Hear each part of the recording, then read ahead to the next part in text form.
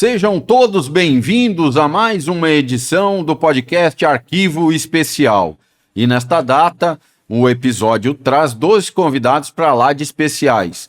O primeiro deles é Marcos Vanucci, jornalista há mais de 20 anos e com passagens por veículos de comunicação de alta relevância do nosso país, entre eles as TVs Globo, Record TV e Rede TV e as rádios CBN e Globo. Seja bem-vindo, Marcos Vanucci, é um prazer tê-lo aqui. Muito boa noite, meu amigo Antônio Boaventura. Queria aqui aproveitar e cumprimentar toda a nossa audiência para mais um episódio do Arquivo Especial, onde a gente consegue aí debater assuntos importantes, relevantes, que reverberam no nosso país. Então, muito obrigado pelo convite. Mais um programa no ar para que a gente aí leve mais informação a toda a nossa audiência. Muito obrigado mais uma vez.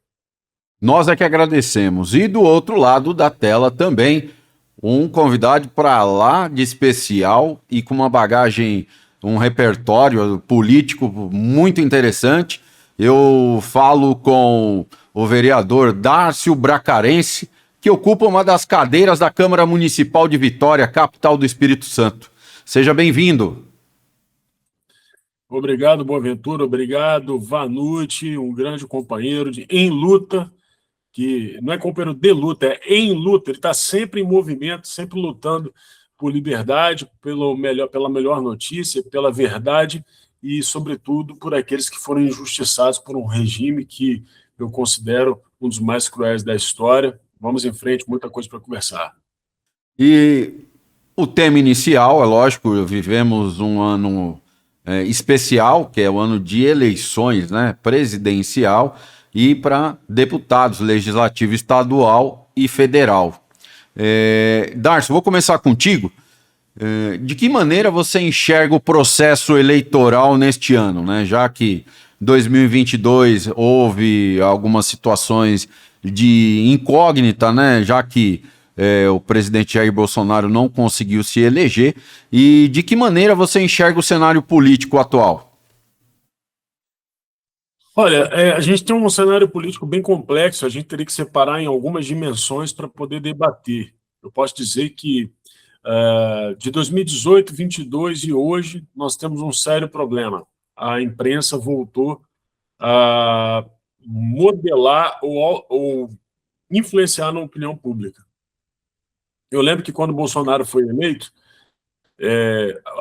os profissionais de algumas emissoras nem o nome da emissora utilizavam, tiravam a identificação da emissora dos microfones, não apareciam com o jaleco da emissora, porque se estivessem na rua fazendo uma reportagem ao vivo, fatalmente apareceria alguém para poder dizer Globo lixo, para poder colocar aquela pessoa, inclusive, para fora de determinada cobertura de evento. Não davam entrevistas e, em qualquer bar da cidade, a pessoa pedia para trocar de canal, porque a grande imprensa ficou vinculada à desinformação ou à mentira. Então, ninguém mais dava importância para o que dizia a grande imprensa. Então, eles falavam do Bolsonaro e aquilo não repercutia, ao contrário, quanto mais eles criticavam o Bolsonaro, né, menos a população acreditava e o Bolsonaro, sem tempo de televisão, sem qualquer apoio, sem qualquer aliança, conseguiu vencer a eleição. A gente viu que em 2022, e aí é um fenômeno que precisa ser estudado, a grande imprensa voltou a pautar o debate público a ponto de que causava algum escândalo quando eles faziam qualquer tipo de denúncia. Talvez a pandemia, qual foi o papel da pandemia? Aquele terrorismo feito em cima da população, mostrando covas abertas e pessoas de fato perdendo seus entes queridos. Então, a imprensa passou a ganhar alguma credibilidade. E agora é impressionante. Eles pegam uma foto montada contra o candidato da direita e isso impõe algum desgaste, tem que ficar dando explicação. Então, não é um momento tão simples. Isso impõe, portanto, ao Flávio Bolsonaro a melhorar a sua comunicação e aqueles que vão ajudá-lo, né, a entender que o cenário é outro. Então, a gente tem, nesse momento, o judiciário muito menos preocupado em mostrar isenção, como era em 2018, por exemplo, onde a gente tinha um judiciário que até então, até o Lula tinha prendido, imagine, né? Então, o judiciário hoje não tem mais qualquer pudor, faz contrato mesmo com o banqueiro de 129 milhões, libera o traficante mesmo na cara da sociedade, na cara da freguesia. Então, assim, acabou o véu, acabou a máscara, a cortina agora, eles trocam de roupa entre uma cena e outra na frente do público no teatro. Não fecha mais a cortina, não. Não tem mais nada embaixo nada na coxia. É tudo ali, ó, no palco sob a luz. Então, é um momento bem desafiador e eu acho que cabe a todos nós, primeiro, acreditarmos. É possível mudar o Brasil. E segundo, influenciarmos as outras pessoas a entrarem nessa luta, mesmo sabendo que ela vai ser muito dura. E garanto a vocês, essa luta será duríssima e ainda que vençamos o processo eleitoral com Flávio Bolsonaro, eu afirmo a vocês, serão os anos mais difíceis de nossas vidas, caso o Flávio vença. Dácio, mas então você está dizendo que o Flávio vai vencer para ficar difícil? Porque se o Lula vencer, vai ficar só impossível. Aí não tem volta mais. Então, a volta vai depender ainda de muito esforço nosso. Eleger o Flávio não resolve a questão. Eleger o Flávio e apoiar o Flávio nas suas reformas é a missão que todos nós devemos ter. Vanucci, o Darcio apontou aqui que a imprensa ela tem um papel predominante a favor de um lado e prejudicial ao outro. O investimento nas plataformas de rede social é o caminho para se desvencilhar de todo esse processo que, segundo o Darcio apontou, relacionado à imprensa? Não só isso, mas antes de responder a sua pergunta, Ventura, quero cumprimentar meu amigo Darcio Bracarense, um homem inteligentíssimo, um cara competente. Inclusive, quero deixar aqui registrado publicamente que 2 das vezes que eu estive sendo ouvido no parlamento, né, ali em comissões que apuram crimes de tortura e violação de direitos humanos, foram, na verdade, pelas mãos do Darcio, que encabeçou, que alinhou tudo isso. E a gente sabe, né, Darcio, que a fala de todos nós, principalmente todos nós que fomos vítimas diretas desse processo de prisões ilegais, injustas e imorais, sobretudo, do 8 de janeiro, a nossa voz é muito importante. Então, quero aqui publicamente agradecer a interferência e a ajuda do Darcio, sempre colaborando com essas questões. Agora, mais do que a imprensa, Ventura, mais do que a imprensa, eu acho que já passou da hora do judiciário brasileiro tomar vergonha na cara. Não se trata apenas da omissão da imprensa. A gente discute muito, inclusive no parlamento, quando nos encontramos lá em Brasília, eu, o Darcio, Coronel Meira, enfim, todos os parlamentares que estão imbuídos dessa questão do 8 de janeiro, essas questões que envolvem as eleições brasileiras, e a gente sabe que se criou um consórcio aí entre imprensa, judiciário brasileiro e o próprio desgoverno Lula para calar o presidente Bolsonaro e seus apoiadores. E, na verdade, hoje já não se trata mais de apenas calar. Hoje se trata de crime de tortura, de amedrontar, de botar medo. O presidente Bolsonaro, uma das vítimas como eu do 8 de janeiro aí, ele tem sido torturado. Porque eu nunca vi na história jurídica do país, até faço essas colocações pela minha própria formação em direito, eu nunca vi preconizado no Código Penal brasileiro que um advogado, e ainda por consequência disso, filho do ex-presidente Bolsonaro, que é o próprio Flávio, ser proibido de visitar o pai numa prisão domiciliar. Prisão domiciliar também ilegal, também imoral, também inconstitucional. Não há relato na história do Código Penal brasileiro que algo dessa natureza tenha acontecido no Brasil. Mas o judiciário brasileiro, sobretudo na pessoa de Alexandre de Moraes, ele acha que ele pode tudo, né? E o que mais me espanta nisso tudo, eu acredito que o Darcio deva compactuar do meu raciocínio, o que mais me espanta nisso tudo é exatamente outros milhares de membros do judiciário, sejam juízes, desembargadores, promotores, etc., compactuarem e referendarem essas ações criminosas de Alexandre de Moraes. Porque isso é crime. quando não se obedece o que se preconiza a Constituição Federal, quando não se obedece à lei, e a gente parte da premissa de que juízes deveriam dar o exemplo e cumprir a lei, e a gente assiste ao longo desses últimos 4 anos esse escárnio jurídico que o Brasil vem enfrentando, a gente avalia e entende perfeitamente que não se trata apenas do trabalho da imprensa. A imprensa é cúmplice dessa sujeira toda. Me parece que a imprensa só passou, talvez, a acordar de berço esplêndido quando descobriu-se aí conversas, né? A Polícia Federal descobriu conversas entre o Borcaro e o Sicário, né? Que, em tese, teria morrido, né? Teria se suicidado na superintendência da Polícia Federal, né, em Belo Horizonte. Descobriu uma conversa ali dizendo que arrancaria os dentes de Lauro Jardim. Lauro Jardim, que foi meu colega na CBN. Agora, recentemente, conversas deles ali, tentando ali entender qual que era o dia a dia de Malu Gaspar, né? Perseguições a 2 jornalistas. Me parece, né, que, enfim, eles acordaram, eles contribuíram para criar esses monstros encabeçado pelo monstro Alexandre de Moraes, mas acredito eu que eles entendiam que essa perseguição e que essas ameaças não chegariam à parte da imprensa. Me parece, Ventura, você que é jornalista também há mais de 20 anos, me parece que os dentes de Lauro Jardim, a vida de Malu Gaspar, é muito mais importante do que a minha vida. Porque até hoje, nenhum colega que trabalhou comigo na Globo, Record, na CBN, na Rádio Globo, na Rede TV, na Manchete, nenhum me procurou para saber se eu estava vivo ou se eu estava precisando de algo. Me parece que essa escolha para a prisão de determinado jornalista é seletiva. E lia hoje, inclusive, que alguns veículos de imprensa davam que a força do desgoverno Lula estaria nas TVs e a força da oposição, portanto, nós da direita, estaria concentrada nas redes sociais. Independentemente destas forças, né, e que eu também não julgo que sejam fatores determinantes, eu digo que, para mim, o que determina neste momento é a gente trabalhar para que haja a volta da normalidade jurídica no país. Enquanto houver intervenção do judiciário brasileiro, inclusive da justiça eleitoral no processo eleitoral, nós não teremos segurança jurídica no país. E, para encerrar o meu raciocínio, pego uma carona na fala do Dárcio, né?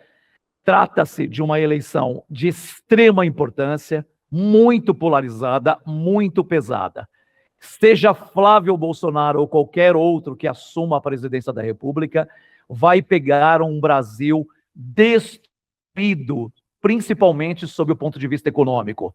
Então, qualquer presidente que entre agora, a não ser o descondenado que ajudou a destruir, e vai acabar de colocar o país ladeira abaixo. Então, é um exercício que todos nós temos que ter a responsabilização de escolhermos com responsabilidade, né? Ou melhor, termos a responsabilidade de escolhermos com muita cautela todos aqueles que venham a nos representar no parlamento a partir do ano que vem. E agora eu vou bater uma bola com o Dárcio, né? Já vamos meio que no clima do futebol ainda, né? Esse finalzinho de Copa do Mundo. Ô Dárcio, o Vanucci acabou de apontar aí a possibilidade de uma formação de consórcio entre judiciário, imprensa, enfim, atores que determinam diversas situações, né?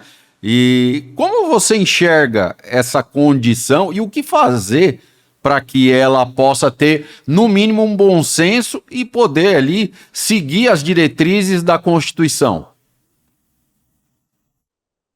Deu uma falhada, quem seguia as diretrizes da Constituição deu uma falhada no momento que você estava falando. O Vanucci havia apontado a criação, né, de um consórcio entre judiciário, imprensa e outros atores, né, dentro do nosso cenário político e até social. De que maneira é possível enxergar de que maneira você pode enxergar esse cenário e de que maneira pode se frear para que possa ter bom senso e o cumprimento, lógico, da Constituição? Assim, aí a gente precisaria separar o consórcio para poder entender como cada um poderia ser cobrado. Porque, por exemplo, no setor de comunicação, eles estão absolutamente amordaçados. Mas isso nada tem a ver com legislação feita por parlamentares, por exemplo. Basta você pensar que propaganda de brinquedo, por exemplo, foi proibida pelo Conanda. Talvez o nosso público aqui não consiga lembrar o que é o Conanda. O Conanda é o conselho que cuida de criança e adolescente, gente. Eles proibiram propaganda de brinquedo. Há quanto tempo você não vê uma propaganda de brinquedo na televisão? Na minha época, ela era Não Esqueça Minha Calói. Quem não lembra de Comandos em Ação na televisão, as propagandas? É o tempo inteiro, né? Brinquedos Estrela? Então, toda hora. Então não pode mais, porque criança não pode ter poder de compra. E aquelas propagandas assim, deu duro, tome um, aquele conhaque famoso. Acontece que bebida quente faz mal à saúde, vicia, e não sei o quê, e aí você tem a Anvisa estabelecendo proibições, que é outro órgão, outro conselho que determina a proibição.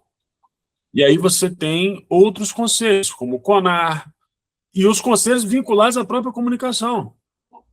Então, o governo ele tem como amarrar a imprensa nesse xadrez, nesse jiu-jitsu burocrático, que ele simplesmente coloca a imprensa de joelhos. Como é que a gente pode fazer? Eu acho que a primeira coisa é romper com tudo isso, todas essas amarras.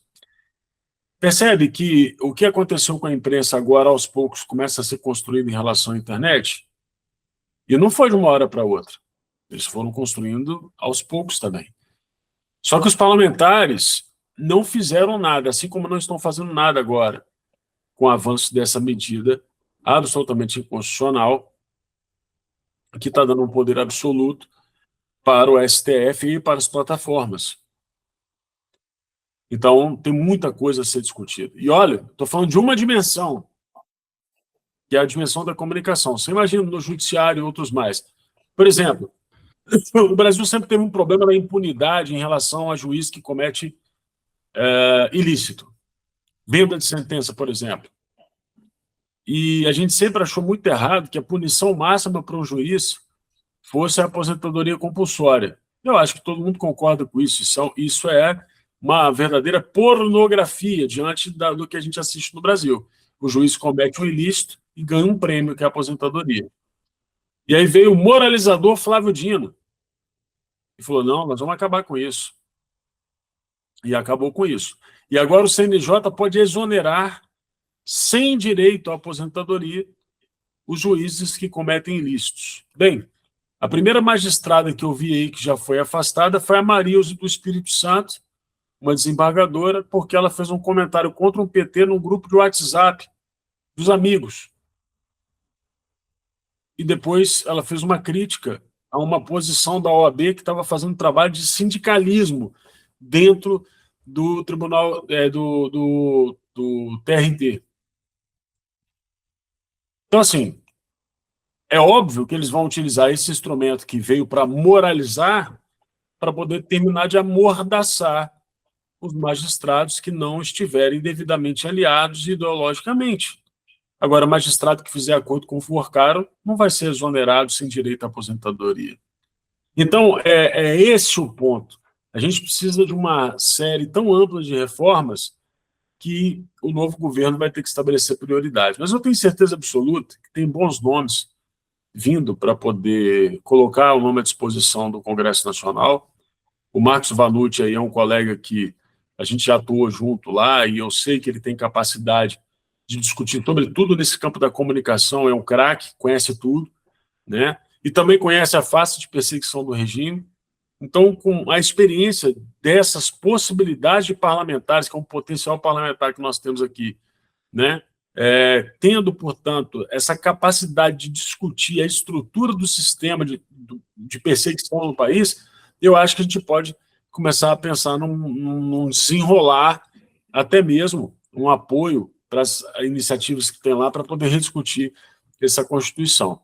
Mas não é simples, não é fácil, não é com lacração, não vai ser like na internet, não vai ser fama, não vai ser rostinho bonito, não. Vai ser trabalho duro e é preciso pensar muito na hora de escolher um parlamentar para colocar naquela Câmara Federal. Eu, lamentavelmente, estou tirando meu nome da disputa federal, fui inviabilizado aqui no Espírito Santo por uma série de fatores, mas eu vou colocar meu nome à disputa da Câmara Legislativa aqui, né, e sigo à disposição do país, vou continuar discutindo o Brasil do mesmo jeito.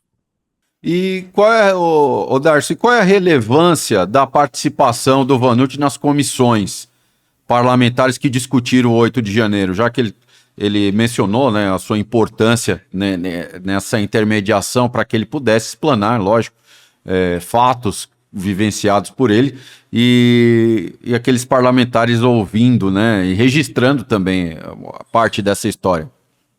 O Vanucci, ele tem a importância dele, tem alguns pontos assim interessantes, porque ultrapassam em muito a atividade profissional dele. Então, ficando só na atividade profissional dele, a gente poderia dizer que o fato do Vanucci ser um jornalista investigativo, que, entenda, isso é outra coisa também. No Brasil existe um jornalista investigativo, né? Aí eu penso assim, e qual que é a função do jornalista se não investigar, né? Escrutinar as coisas, enfim. Já é inerente da profissão, né? Existe o jornalista chapa branca também, né? Então é bom separar. Então o Vanucci, como sendo um jornalista investigativo com larga experiência, ele tem condição de reportar, lembra, repórter? Ele tem condição de reportar os fatos sem a contaminação que a grande imprensa, enfim, a grande mídia estabeleceu para aqueles acontecimentos do 8 de janeiro. Então, o primeiro ponto é esse, né? O segundo ponto é a experiência dele, ele tem uma trajetória e, portanto, ele conhece, inclusive, o viés de cada um desses veículos e até mesmo de alguns profissionais, para poder meio que apertar uma tecla SAP diante das informações que o parlamento recebeu por parte da grande imprensa, né?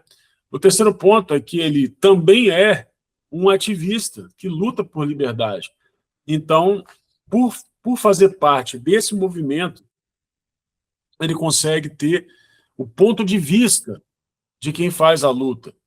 E aí, o ponto de vista mais difícil, ele também conseguiu obter por conta de ter sido um dos primeiros perseguidos políticos, certamente da área da imprensa, deve ter sido o primeiro, se não um dos primeiros, né? E com isso ele pode ter a visão de quem, desarmado, luta contra o detentor de todas as armas, que é o Estado. E aí, nesse caso, essa contribuição dele é só fundamental. Todas as intervenções dele na comissão contribuíram com a produção de relatórios para poder atestar a tirania que a gente vive no Brasil, né? E eu agradeço muito por esse trabalho dele, e ele não parou. Apesar de todas as pressões e tensões, ele não parou. Então, assim, o Vanucci tem meu respeito, né? Espero que ele tenha muito sucesso na empreitada dele, porque ele é alguém que tem condições hoje de apresentar para o parlamento essa visão de um profissional da comunicação, mas também a visão de um cidadão que cumpre com sua responsabilidade e luta pelo país e daquele que foi perseguido pelo sistema. Vanucci, você pode explanar para o público que nos acompanha a experiência de estar no parlamento falando sobre uma das datas contemporâneas mais importantes nos últimos anos?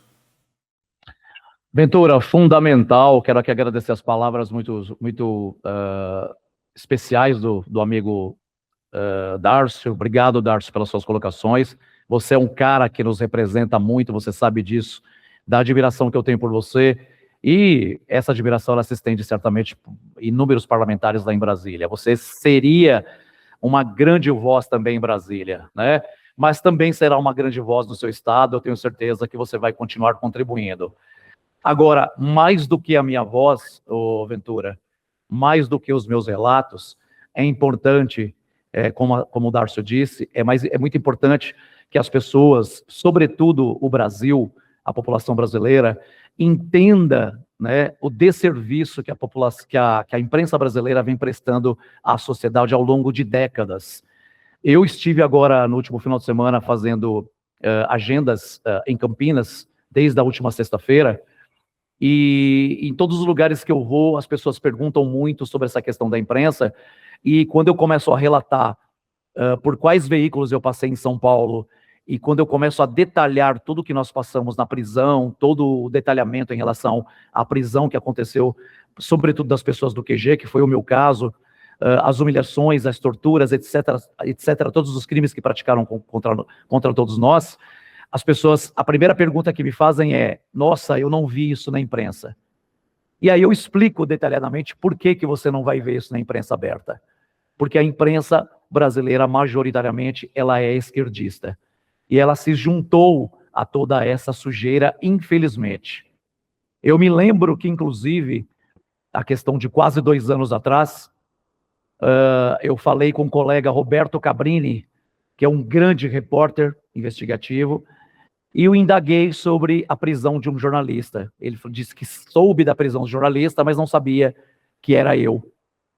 Então, informo a ele. Na época, ele ainda não estava no Domingo Espetacular, ele estava ainda como editor-chefe do Câmera Record, e ele falou: Marcos, estou estarrecido com essa história, não sabia que era você, mas vou levar essa informação à direção, porque a sua história é fantástica. Claro, fantástica do ponto de vista jornalístico, porque sofrer uma prisão, perder os meus pais como eu perdi, não tem nada de fantástico, absolutamente. E aí, uma semana depois, então, eu volto a entrar em contato com ele conforme combinado, e ele me diz: a direção da Record não autorizou a sua entrevista. E as pessoas perguntam: por quê? É a mesma pergunta que eu faço. Por que Roberto Cabrini não esteve no QG? Porque se nós, repórteres, somos contadores de história, porque ele, como um repórter que vive contando histórias pelo país ao longo de décadas, não contou a história do 8 de janeiro. E não vai contar. Porque as pessoas que estão defendendo o seu próprio lado, ou talvez atuando em detrimento de seus interesses pessoais, de seus salários, altos salários, diga-se de passagem, não vão arriscar o seu emprego para denunciar o judiciário brasileiro. E aqui faço algumas colocações com todo o cuidado. Para mim, são pseudo-jornalistas, porque no momento em que você assiste a toda essa sujeira que acontece no Brasil ao longo dos 4 anos, desde então, a colocação do descondenado na cadeira da presidência da República e jornalistas assistirem a tudo isso e julgarem todas essas questões com normalidade, porque até hoje eu, como jornalista, não tive acesso a nenhum documento oficial da Justiça brasileira que descreva lá que Lula foi inocentado. Inclusive, Dárcio, programa de estreia aqui do podcast, né, o Arquivo Especial, nós entrevistamos o Dr. Felipe Jimenez, que é um procurador de Estado do Mato Grosso do Sul, um grande amigo e que defende muito a contagem pública dos votos. E aqui eu não vou entrar nem no mérito da questão das urnas. Eu vou falar sobre o que diz a lei. A lei diz que o voto deve ser claro, objetivo, de forma direta. E o processo eleitoral brasileiro acontece de forma indireta. Indireta por quê? Porque nós não temos nas mãos, em madeira, em vidro, em pedra, seja o que for, a materialização do voto. Então, isso, portanto, fere o que manda a Constituição. Nós temos um processo eleitoral do Brasil de forma indireta, onde eu, você, o Ventura, a população brasileira, não tem certeza para onde esse voto vai. E eu aqui me coloquei à disposição do Dr. Felipe Jimenez, porque é um cara extremamente preparado, que deveria estar no STF. Eu tenho certeza que é um cara que deveria ter muito mais espaço na imprensa para que ele, de fato, fizesse a parte dele, nos representasse juridicamente. Mas ele mesmo me confessou durante a entrevista que os próprios partidos não oferecem espaço para ele. Por quê? Porque é importante colocarmos o sistema, eu digo, né, alienados politicamente. Pessoas que a gente consiga manipular, pessoas que consigam atender os interesses dos partidos. Uma pessoa que pensa, uma pessoa inteligente, uma pessoa que tem raciocínio, uma pessoa preparada, incomoda o sistema. Então, Ventura, é isso. Quando o Dárcio fala que há necessidade de uma renovação do parlamento, e eu compactuo dessa ideia, a gente precisa exterminar tiriricas, caneta azul, Romário, que entende tudo de futebol, mas definitivamente não entende nada de política. E é justamente por este erro insistente da população, que continua sendo alienada pela grande imprensa, sobretudo pela Rede Globo, que a gente continua, infelizmente, assistindo a população brasileira, dando voz e colocando esses caras como os nossos representantes nas câmaras federais, nas câmaras estaduais. E a gente precisa mudar este quadro. É difícil? É penoso? É, mas é possível, desde que tenhamos comprometimento, assim como eu, como o Darcio e como outros grandes nomes que estão chegando na política nos próximos anos. E de que maneira os dois, aí eu já vou estender a pergunta ao Darcio e também ao Vanucci, de que maneira vocês entendem que é possível colocar pessoas preparadas para assumir esse cargo de alta relevância dentro da política nacional? Olha, eu vejo muitas propostas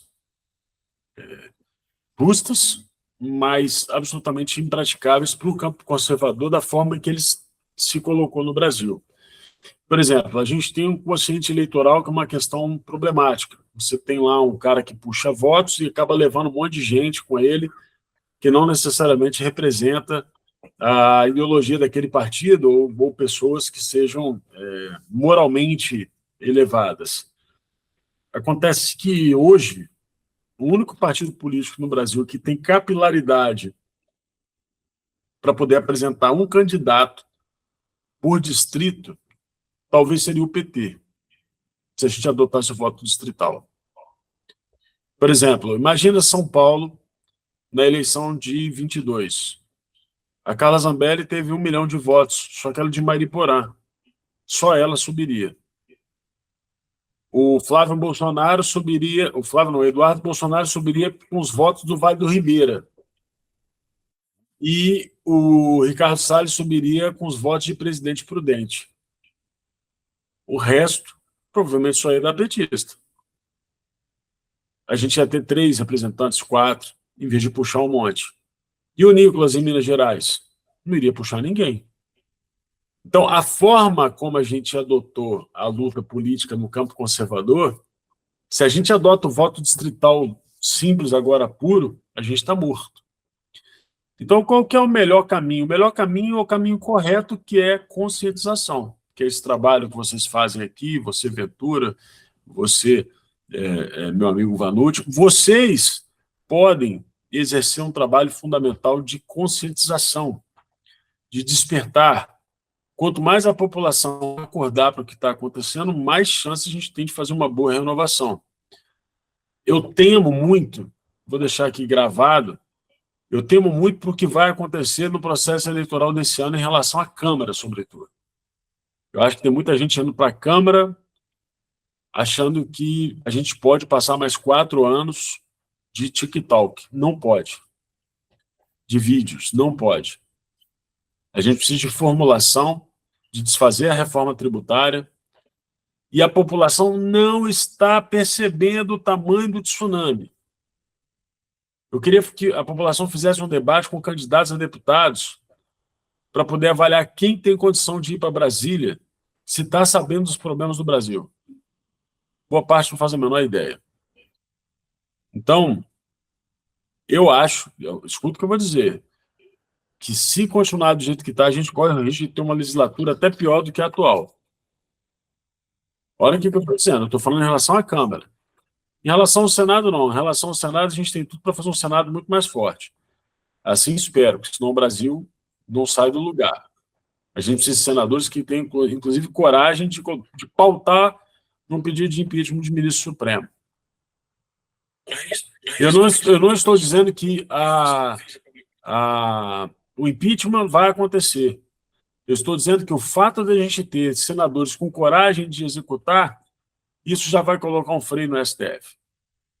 Então, a dica, respondendo, a dica é: precisamos de conscientizar as pessoas de que elas precisam qualificar o seu voto. Nessa eleição, não acho que dê tempo, mas esse exercício tem que ser permanente. É um exercício que, enfim, vocês fazem aqui, e eu vejo vocês todo dia trabalhando, e a gente vai ter que continuar trabalhando ainda, por talvez algumas décadas, para poder mudar essa situação. Vanucci? É bem isso que eu falei anteriormente, Ventura. Há necessidade que a sociedade desperte, né? De berço esplêndido, porque, conforme eu falei anteriormente, nessas minhas andanças aí pelo estado de São Paulo, fazendo a minha pré-campanha, eu noto muito a preocupação dessas pessoas em relação a essa questão eleitoral. Nós vimos acostumados a assistirmos Rede Globo ao longo das últimas 2, 3 décadas, nós que já passamos dos 40 anos, e as pessoas ainda, infelizmente, acreditam que o que a Globo mostra está acontecendo e o que a Globo não mostra não está acontecendo. Ou melhor, o que a Globo mostra é verdade e o que a Globo não mostra não está acontecendo. E isso precisa ser desmistificado. Essa verdade precisa ser escancarada. Da mesma maneira que o presidente Bolsonaro escancarou para a população brasileira, quando ele se colocou à disposição, colocou teu nome à disposição à presidência da República, e mostrou muita coisa, né? Coisas que nenhum presidente antes dele teve coragem, por exemplo, de peitar a imprensa. E aí, quando ele peita a imprensa, ele acaba aí despertando a antipatia dessas pessoas. Eu me lembro também que nós tivemos ao longo das décadas do Brasil presidentes da República com discursos extremamente polidos, mas quando o Bolsonaro aparece sendo um pouco mais rude, falando palavrão, ele é mal educado. Mas esse mesmo mal educado, esse mesmo rude, nunca roubou, nunca se envolveu com corrupção, enquanto os poliglotas, os intelectuais, aqueles com discursos polidos, estão envolvidos em corrupção até hoje. Então, esse trabalho, esse exercício que o Darcio se referiu, ele é necessário e constante. Não, talvez, tenhamos uma resposta agora de imediata nas próximas eleições, mas é um exercício que a gente precisa iniciar. Acredito que nós já iniciamos. Tem muita gente que sequer sabia o nome de um ministro. E com essa polarização da política brasileira, hoje você pergunta o nome de ministro, para muita gente as pessoas já conseguem saber quem é quem. Mas ainda há um trabalho ainda mais árduo, por exemplo, no norte e nordeste do país. As pessoas que não têm acesso à educação e não vão continuar tendo, justamente porque esse governo, ele obviamente não vai atender às expectativas do ponto de vista educacional desta população, que é majoritariamente alienada e, portanto, apoia a esquerda, porque justamente não tem conhecimento, não tem cultura, não tem acesso à educação. Então a gente precisa rever esses conceitos e fazer um trabalho eficaz, principalmente nesses polos, norte e nordeste. Eu acredito que Flávio deve investir muito nisso. Inclusive, fazendo aí um adendo também em relação ao norte e nordeste no quesito segurança pública. Eu que estive agora recentemente com o Flávio aqui num evento na Faria Lima, e ele apresentou lá os 12 projetos de segurança para o próximo mandato dele, e eu quero crer que ele seja eleito, porque só assim a gente vai conseguir tentar voltar a uma normalidade no nosso país. Então o Flávio vai pegar pesado na questão da segurança também no norte e nordeste. E eu acho que essas duas questões, segurança pública e educação, são dois pilares importantes que todos nós, como sociedade e eventualmente parlamentares eleitos, devamos nos debruçarmos de forma muito, mas muito incisiva e de forma muito categórica a partir dos próximos anos. Ficou bem claro e bem nítido que vocês defendem, né, a conscientização através de uma politização do cidadão brasileiro por meio da educação, né? Que só assim, dessa maneira, o país poderá, né, se desenvolver e se tornar um país desenvolvido. Diante desse cenário, podemos afirmar que existe no Brasil uma democracia para inglês ver, e isso causa diversos transtornos, inclusive o aumento da criminalidade e a corrupção? Então, na verdade, a democracia para inglês ver valia até pouco tempo atrás, é aquilo que eu estava falando. Agora eles não estão nem preocupados se inglês vai ver ou não ver. Eles estão tocando terror O mundo inteiro lá fora já sabe que isso aqui é ditadura, negaram a extradição de um monte de gente. Então, assim, não tem democracia mais. Estado de Direito aqui acabou. Né? Empresário aqui... o judiciário fala mãos ao alto e bloqueia recursos de empresa. E já aconteceu isso com a SpaceX, por exemplo. Então, assim, a gente não tem mais um Estado organizado igual um dia a gente achou que teve. Né? Isso aqui está pior que Botsuana, Zâmbia, Serra Leoa, enfim, sociedades que estariam, né, com algum grau de desenvolvimento civilizatório abaixo de nós. Hoje a gente está nesse nível. Agora, como solucionar isso? Eu não tenho outra ação a não ser começar a pensar na realidade. Por exemplo, educação. Não, esse modelo que a gente tem não é de educação. A educação, nesse caso aí, é uma mudança de cultura. Mudança de cultura. É preciso começar a colocar alguns valores que são importantes para a sociedade. Isso, por exemplo, né, valor cristão, as famílias. Eduque a família. A gente precisa começar a restabelecer a autoridade das pessoas que são importantes nesse processo. O poder, ele não pode continuar sendo atropelado pelo Estado. O pai e a mãe tem que ser, o professor tem que ser respeitado. O padre tem que ser respeitado. Então, há um longo caminho de reconstrução desses laços, desse tecido social que foi esgarçado. Por isso que eu digo que não é um negócio simples, é coisa para gerações. Mas eu tenho fé que a gente vai conseguir. Ou seja, precisa ser iniciado esse processo. Claro, sem dúvida alguma. Se não for iniciado, a gente nunca vai sair do lugar. Agora, uma coisa é certa. Não será rápido. Isso aí eu tenho certeza. Isso é coisa para mais de uma geração. Entendeu? Vanucci, é muito interessante o que o Darcio acabou de explanar. E de que maneira você entende que é possível ter essa mudança de postura em primeiro lugar, né? Para que possamos ter um país um pouco mais igualitário ou menos injusto? Vamos lá.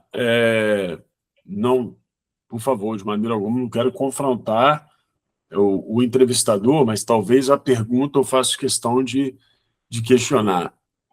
O que seria o igualitarismo desse país mais igualitário? Porque o próprio Jesus disse que sempre haveria pobre entre nós. Então, o que a gente precisa de mudar é a forma como esse Estado atende a cada um dos seus cidadãos. Ou seja, como a gente pode garantir a isonomia do tratamento do Estado em relação ao cidadão, sem considerar que um é filho do presidente da República e pode chamar a madrasta de puta e nada vai dar, e o outro eu crio uma lei de misoginia só para ele. Como é que a gente pode acabar com isso e, ao mesmo tempo, desarticular essa estrutura de domínio de mercados que você tem os campeões do lado do governo explorando uma população miserável e uma população que é escrava desse sistema? Não tem outro jeito que não seja por meio de uma ação de mudança de cultura, e os partidos políticos podem contribuir e as pessoas da sociedade também. Nessas horas, as igrejas têm que abraçar, os partidos políticos têm que abraçar, e os partidos políticos não vão abraçar porque muitos deles são parasitas desse sistema. Entendam isso de uma vez por todas. Existem muitos parasitas do bolsonarismo. O Bolsonaro é o sujeito que tem mais parasitas se arrastando através do seu corpo, que é um monte de picareta, vagabundo, ladrão, criminoso, que se veste de verde e amarelo, jura que defende Deus, pátria, família e liberdade, que ama a pátria, e você pergunta para ele qualquer coisa sobre a pátria, ele não conhece. E você fala, como é que você pode amar quem você não conhece, meu filho? Só se você for doido, né? Esquizofrênico. Eu tenho um amor da minha vida. Ah, é? Como é que é o nome dela? Não sei. E como é que ela é? Também não sei, mas eu amo. Então, como é que você pode amar seu país se você não sabe nada sobre ele, caramba? Então, assim, Exatamente. é tudo falso, é tudo fake, estão mimetizando o comportamento do Bolsonaro.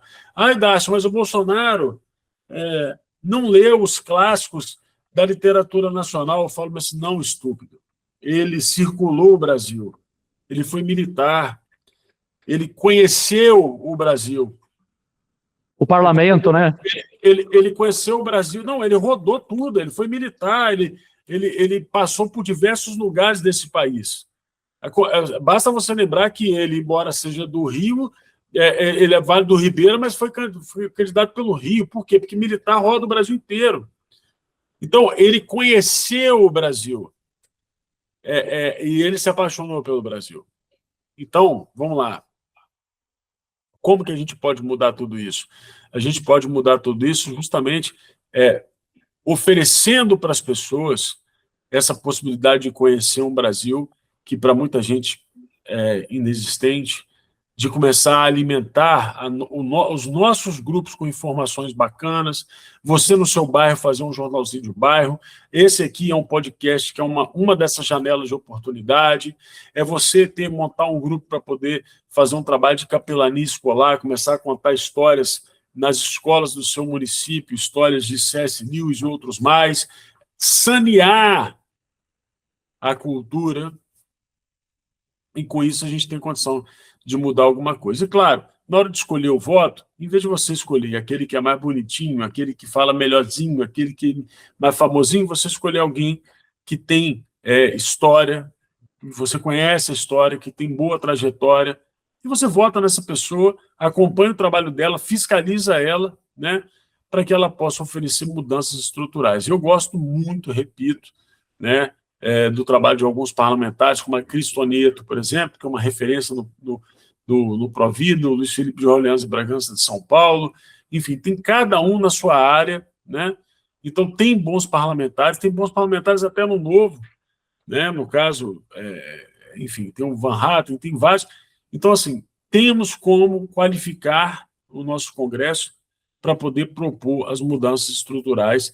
E depois de votar, não adianta parar, tem que continuar para a gente fazer essa mudança de uma forma definitiva, que, repito, não será rápido. Vai ser coisa assim, 2, 3 gerações. Uma geração média de 25 anos. Estou falando de 50, 75 anos.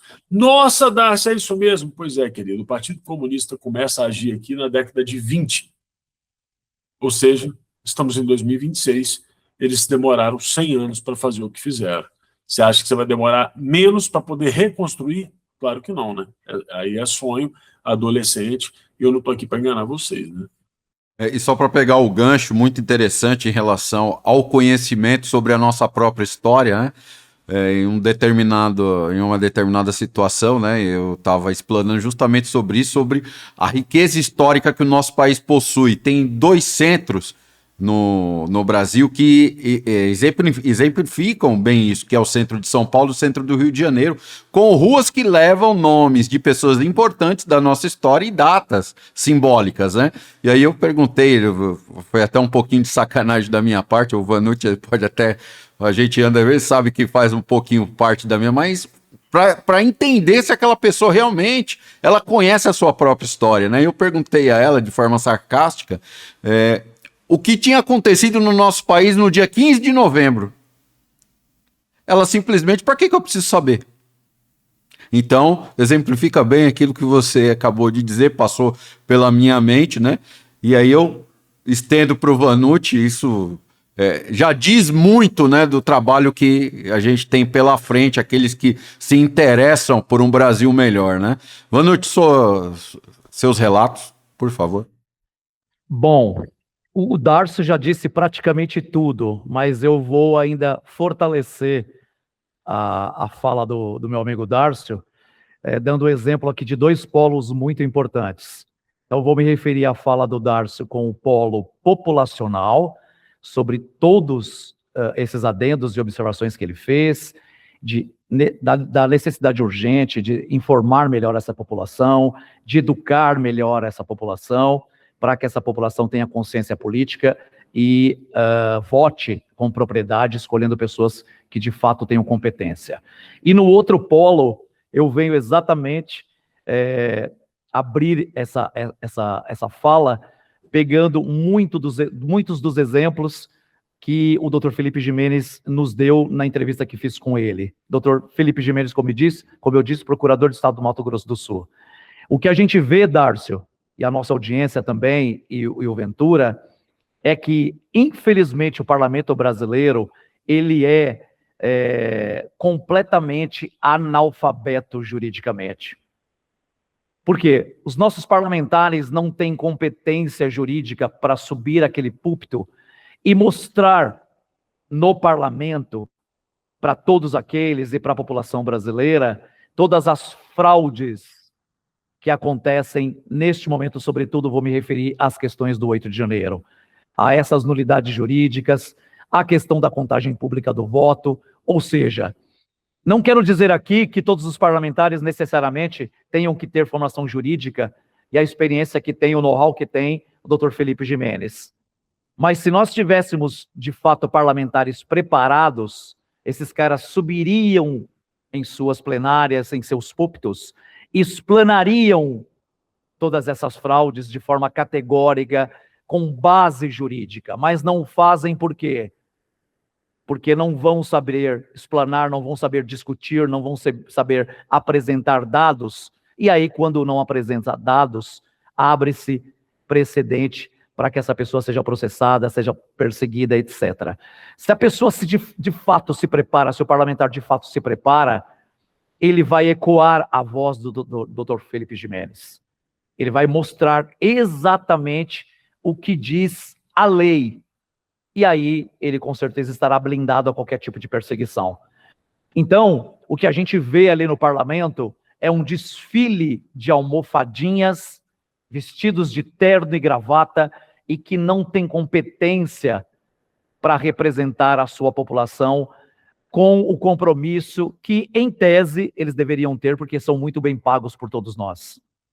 Eu assumi, Darcy, um compromisso com o Dr. Felipe Gimenez, e ele sempre, a gente conversando em off, até nos bastidores, ele disse assim para mim: Vanucci, eu não tenho espaço na imprensa.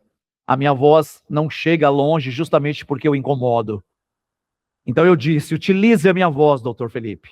O que eu puder fazer para reverberar o teu raciocínio, a tua lógica, o teu entendimento, o teu ensinamento, utilize, me explore. E se eu, de fato, Deus me permitir que seja eleito deputado federal nas próximas eleições, tenha certeza que essa voz de Felipe Gimenez será reverberada no parlamento. Porque mesmo que eu tenha estudado direito, mesmo que eu ainda não domine tudo aquilo que ele domina há mais de 40 anos como procurador, eu vou ler, eu vou me debruçar, eu vou aprender, para que as pessoas entendam definitivamente que é necessário que a gente faça tanto o exercício de renovação da cultura do povo brasileiro, para que eles entendam que o papel do parlamentar é de extrema importância, que o voto na nossa mão, nas nossas mãos, tem uma importância gigantesca, como também, escolher parlamentares que de fato estejam devidamente preparados, não apenas com discursozinhos, com blá blá blá, com mimimi e com selfiezinhas para as redes sociais. Esse tipo de cultura, esse tipo de mudança é muito mais do que urgente acontecer no nosso país. E até porque a capacidade de entendimento jurídico serve como uma proteção à nossa nação, né? Já que nos últimos anos a gente pode perceber a invasão do capital estrangeiro. Muitos sequer entendem da parte econômica e julgam o porquê das nossas taxas estarem altas, né? Por conta da invasão do capital estrangeiro. Eu ouvindo alguns economistas, né? Eles chegaram a essa conclusão porque o nosso capital vai todo embora. E o pouco que fica obriga, né, a população a passar por diversas situações porque não temos um parlamento capacitado para nos defender juridicamente. E já que estamos falando de capital econômico e defesa jurídica, como vocês enxergam a política externa do atual governo e quais perspectivas para os próximos governos? Bem, vamos lá. Primeiro, Perspectiva para o próximo governo, você está querendo dizer, caso a gente seja muito feliz, né? Porque a perspectiva hoje Zero. é perigosa. É 0,0, né, Darcy? Não, pô, é muito perigosa, assim, porque eu fico me perguntando, assim, desculpa até distorcer a sua pergunta, meu irmão, mas e se acontecer uma tragédia e o Lula permanecer? Pode ser prejudicial, principalmente a relação com os Estados Unidos em relação ao Trump, que ainda vai, né, ficar alguns anos mesmo depois da eleição, né? Da nossa eleição, eu digo, né? Eu acho que pior que está não pode ficar, né, Darcy? Porque Então, pior do que está, mais sujo do que está, eu acho que é um exercício quase que impossível. A questão é que não é que pode piorar, é que pode romper de vez. Porque o Brasil, a cada dia que passa, se torna um protetorado chinês. E, de outro lado, e se o Flávio ganhar, como é que faz para poder romper os contratos já firmados, estabelecidos com a China aqui? Como é que faz para tirar? Como é que você tira toda uma plataforma, todo um trabalho, um complexo industrial estabelecido em Camaçari, outro agora que vai ser construído aqui, um porto que você entregou para eles com um contrato de 30 anos, um investimento em toda uma planta industrial envolvendo questões de produção de eletroeletrônicos e outros produtos, como temos lá em Minas Gerais, em Pouso Alegre, onde eles estão chicoteando o brasileiro. Como é que a gente faz para poder tirar? Então, assim, a missão de quem pegar esse governo não vai ser uma missão tão simples. Eu vou dizer, a missão do Flávio, ao pegar esse governo, vai ser uma missão muito inglória, porque ele vai ter que estabelecer medidas de austeridade que a população pode não entender. Quem será o ministro da comunicação do Flávio? Eu tenho muita preocupação com isso. Desculpa, eu não quero aqui criticar ninguém do campo conservador. Eu respeito muito todos que estão na luta, todos que estão sendo perseguidos, mas é preciso pontuar algumas coisas. Por exemplo, o centenário da independência do Brasil foi um evento espetacular, muito mais importante do que a Semana de Arte de 22. O que entrou para a história foi a Semana de Arte de 22 por conta de militância comunista. Mas o evento, a Orquestra Filarmônica de Viena, que é só a mais importante do mundo, veio de navio para cá, se apresentar no Rio de Janeiro. Vieram artistas, celebridades, né? Assim, foi um negócio louco. Então, em 2022, a nossa obrigação do centenário era ter feito um evento em cada capital. Peraí, Dácio, você está querendo me dizer que a gente poderia ter feito um evento com show, com apresentação de artistas, com teatro para a galera entender o que foi a independência, em setembro? Mas isso é véspera da eleição. É mesmo? Será que teria influenciado a eleição um bom trabalho nessa área da cultura? E por que não foi feito? Porque teve muita lacração e pouco conservadorismo. Sejamos sinceros. Nós tínhamos um ministro da Educação que, enquanto o Fundeb estava sendo votado, ele estava rodando um guarda-chuva no Twitter. Ou já esqueceram? Falando da tigrada, não sei o que, coisa e tal. Então, a gente precisa agora estabelecer uma agenda de reformas. O Flávio está cometendo uma falha de ficar tentando conversar com o público feminino com uma linguagem, uma estética progressista que não tem a ver conosco, nem com ele. Então, ele precisa de mudar a equipe dele de comunicação, botar para fora, né?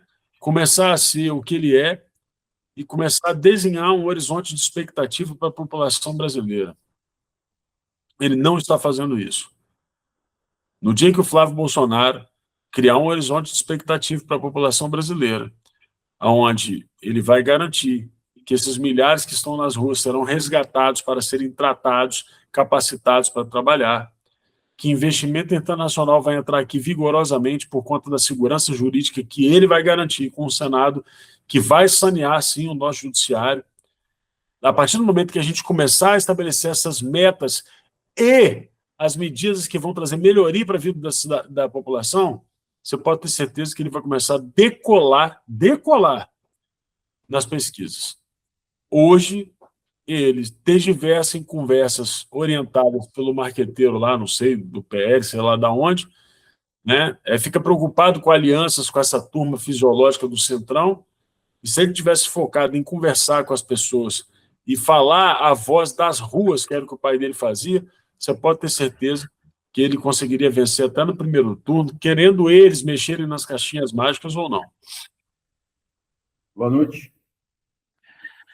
Bom, eu queria, se você me permitisse, Ventura, entrar num outro tema. Tem aí uma... Fique à vontade, o podcast é de vocês convidados. Eu sou apenas um intermediador. Com a exploração do Darcio, esse ruído na comunicação, Darcio, é uma coisa muito latente, a gente sente isso diariamente nas ruas, né? São muitos observadores, são muitas opiniões distintas, cada qual enxerga o que acontece no Brasil de acordo com a tua ótica, né? Eu analisando todo o contexto da possível não vai acontecer uma reformulação do parlamento, sobretudo da direita, eu, analisando todas as vezes que eu estive em Brasília, participando das comissões, etc., em outras ocasiões, que ali dentro do parlamento, a gente tem os pseudos direitistas, aqueles que se elegeram vestindo a camisa do presidente Bolsonaro, mas que não atuam de forma muito direta e objetiva em relação às questões do 8 de janeiro, sobretudo. Vou me ater especialmente às questões do 8 de janeiro. Tudo que é tratado ali no parlamento, o que chega para todos nós aqui fora, se difere muito do que é discutido nos bastidores. E o que eu tenho mais ouvido nessas minhas andanças aí pelo estado de São Paulo é que, assim, Marcos, você será, caso eleito, um olho muito preciso, uma voz muito precisa no parlamento. Porque tudo que eles tentam aí maquiar em relação às questões do 8 de janeiro, e aí eu falo de dosimetria, de anistia, que para mim são duas patifarias, porque a gente sabe que isso não vai resolver o problema de quem está preso, né? Conforme você disse, existe aí um tempo muito longo para se promover uma mudança efetiva no nosso país, e eles vão continuar utilizando a questão do 8 de janeiro como bandeira política, como capital político, e é isso que a gente vem assistindo. Então, talvez eu estando lá, sendo vítima desse processo, estando diretamente envolvido com todas essas questões do 8 de janeiro, talvez eu passe a incomodar, porque, agora tem um deles aqui dentro que não vai deixar passar batido tudo que a gente trata e tudo aquilo que a gente permite que seja divulgado, né? Então, eu vejo todo esse cenário, Darcio, de forma muito preocupante. Porque da mesma maneira que a gente fala, discute, preconiza aí uma renovação do parlamento, a gente encontra nos próprios bastidores dos próprios partidos políticos essa perseguição em não permitir que um novo nome, que uma nova voz faça parte deste parlamento, porque a voz do Vanucci, a presença do Vanucci, eu estou me colocando aqui como exemplo, mas poderia ser você, qualquer outro parlamentar, vai nos incomodar. Vai nos incomodar.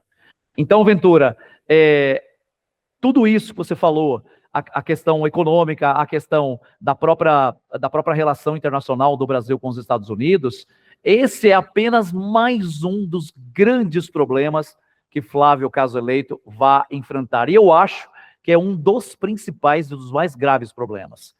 Porque acertar tudo isso que foi acordado com o governo esquerdista, com a China, com tudo isso que o Darcio explanou, vai ser uma das missões mais impossíveis. E aí depois você vai ter que se debruçar para os problemas centrais do Brasil. E vamos combinar que não são poucos. É uma missão árdua, certamente uma missão quase que impossível. Vanucci e Darcio, né? O tempo, como já diz o ditado, ele urge, né? E infelizmente o nosso tempo está escasso. E esse debate aqui nós poderíamos ficar aqui horas, dias, semanas, porque é algo extremamente relevante, não para mim, não para o Marcos Vanucci, não para o Darcio, mas sim para toda a sociedade brasileira. Então, debatemos aqui temas importantíssimos, que em inúmeras oportunidades são poucos que têm acesso, que têm capacidade até, não desmerecendo a sociedade brasileira, enfim, não sou eu que sou o dono da verdade, ou o Darcio, ou o Marcos Vanucci, mas, enfim, temos que amplificar esse debate. E antes de encerrar, eu quero agradecer ao Marcos Vanucci por aceitar o convite, participar desta edição especialíssima do Arquivo Especial, e espero encontrá-lo aqui em outras oportunidades. Com certeza, Ventura, com certeza estarei aqui sempre que precisar da minha voz para debater assuntos importantes relacionados ao nosso país, economia, política. Estarei sempre disposto, sobretudo as questões do 8 de janeiro, porque falo com propriedade, porque além de jornalista e uma das testemunhas oculares daquela farsa do 8 de janeiro, eu também sou uma vítima e vou continuar denunciando todas essas ilegalidades, todas essas torturas, humilhações a que todos nós, presos políticos, fomos submetidos. O meu papel como parlamentar, caso eleito, vai ser justamente bater forte em cima dessas questões do 8 de janeiro, porque existem milhares e milhares de colegas presos no Brasil, mais uma centena de exilados políticos espalhados pelo mundo, sobretudo na Argentina, pessoas que tiveram suas vidas destruídas. E é claro que o papel do parlamentar não é apenas se debruçar em cima de um tema, mas eu vejo como uma urgência gigantesca a gente resolver definitivamente esse problema no país, porque só nós que passamos por uma prisão, só nós que vivemos toda aquela situação, a gente consegue ter a empatia de se colocar no lugar do outro e ver e sentir a dor dessas pessoas. É o que mais vem me incomodando, é o que mais vem servindo como um combustível para que, por mais que eu tenha cansaço, por mais que eu tenha dificuldade, eu não desista desta batalha, desse trabalho árduo que é necessário. Eu certamente ficaria muito triste se eu estivesse preso e soubesse que as pessoas que estão aqui fora estivessem aí de braços cruzados, tocando a tua vida. Eu costumo dizer, Ventura e Darcio, as pessoas me perguntam muito sobre isso. Você está com o seu processo extinto, Marcos, e você até hoje não desistiu. Não desisti pelo respeito, pelo amor que eu tenho a essas pessoas, a essas famílias, que conheço caso a caso. Sei exatamente a dor que cada um sente, porque vivi essa mesma dor. Então, é esse sentimento de empatia que nós temos que ter pelo próximo. A gente olhar determinada situação e se perguntar: o que eu faria se eu estivesse no lugar daquela pessoa? Então é um comprometimento que eu assumi. Nunca tive pretensões políticas na minha vida, mas vejo como um mal necessário. E quero crer que eu possa, de fato, contribuir para a renovação do parlamento e que a gente tenha uma 5, 10, 20 vozes novas no parlamento para a gente começar a promover essa mudança.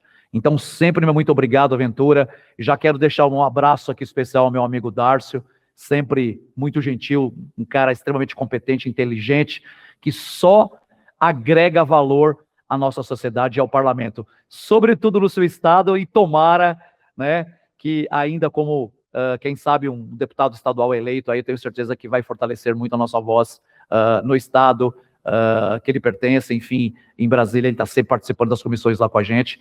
Tenho certeza que será de grande valia estarmos juntos nesta missão. Então, muito obrigado, Darcio, muito obrigado, Ventura, e um beijo especial a toda a nossa audiência. Darcio, muitíssimo obrigado e grato por abrilhantar esta edição especialíssima do Arquivo Especial. Até uma próxima, se Deus quiser.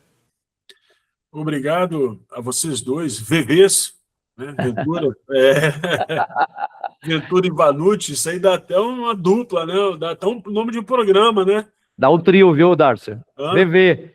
V Não, de Ventura, V de Vanucci e V de Vitória. E aí tudo bem, poxa, aí tudo bem. Então, olha, eu queria agradecer por essa oportunidade. É sempre bom estar aqui batendo um papo com o Vanucci, um colega, como disse, que a gente já lutou muito ali na nossa Câmara. Falar contigo também, Ventura, parabéns pelo seu trabalho, pela sua apresentação e condução do programa. Claro que não conseguimos polemizar aqui para poder arrumar uma briga com o Vanucci, mas o momento não é de brigar, não. O momento é de se unir para poder salvar essa nação, e é nessa missão. Tempo não vai faltar. Hã? Tempo não vai faltar. Não vai faltar. Passando o processo eleitoral, a gente arruma umas brigas boas para poder debater e vamos em frente. E eu espero que vocês todos façam uma escolha inteligente. Temos uma hoje aqui, que é o Vanucci, mas você tem um compromisso também de estabelecer escolhas inteligentes, sobretudo para o Senado. Então, não errem, né, e sigam acompanhando aqui canais como esse, para que a gente possa levar verdade para as pessoas e possa libertar essa nação. Fiquem bem, até a próxima. E depois das considerações finais dos nossos convidados, eu também quero estender o agradecimento a você que nos acompanhou até aqui. Tenha uma boa noite e até o próximo episódio. Não perca, viu? Siga o canal do Vanucci e também acesse lá o sininho para que não perca nenhum dos nossos episódios. O Arquivo Especial fica por aqui. Até a próxima, se Deus quiser.